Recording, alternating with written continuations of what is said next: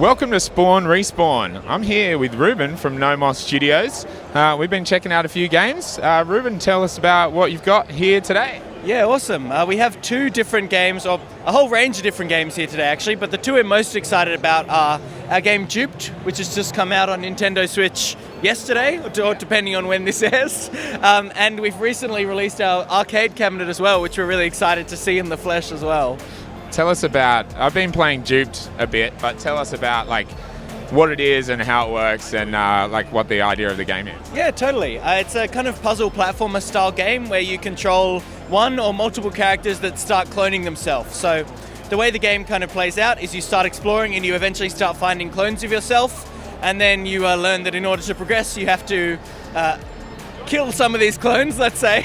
Sacrifice them. Sacrifice them for the greater good. You know, jump on some spikes so that you can use their dead corpses, dead bodies to leverage your way over. It's a little more morbid, but it's a fun game still.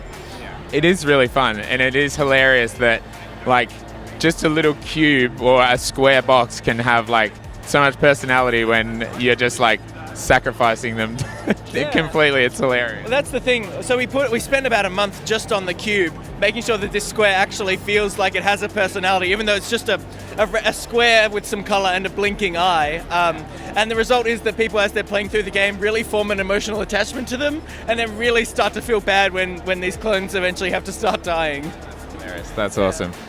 Beam Team, we haven't played that yet, but big arcade cabinet looking thing. Tell us about that one. Yeah, so we actually released Beam Team about a year ago onto PC platforms. And actually at PAX last year, we were approached by a company who said, hey, we really like this game. We want to put it onto an arcade cabinet. And we were like, hell yeah, right? Totally, that's awesome.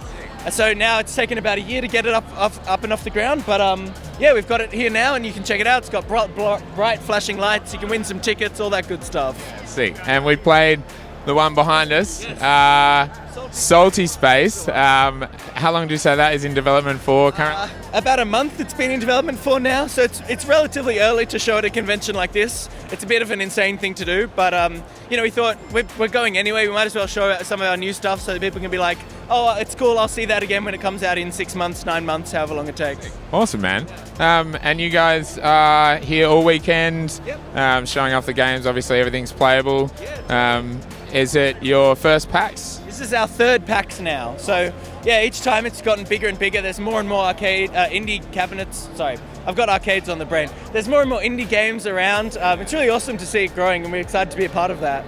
And it's really surprising how many Aussie devs are here that even we don't even realize most of the time that exists. So it's really cool to have this whole Indie Rising section. Do you notice, is it growing year over year? Yeah, it's definitely growing. It's definitely getting bigger and bigger. And I'm starting to see more and more Sydney studios here too, which is exciting for a very Melbourne-dominated convention. But it's getting bigger and bigger, and there's more and more awesome stuff every year. Also, this year there's a section of really experimental, heartfelt indie games that's outside near one of the doors. It's really awesome to see the wider gaming community starting to really appreciate the indie games and the really experimental stuff and stuff like ours, like the cabinet that's pretty weird. It's very cool. Well, I think we're going to have to play this. Looks like the line's disappeared, so thank you so much, man. No worries. Awesome. Cheers. Yeah, you too, man.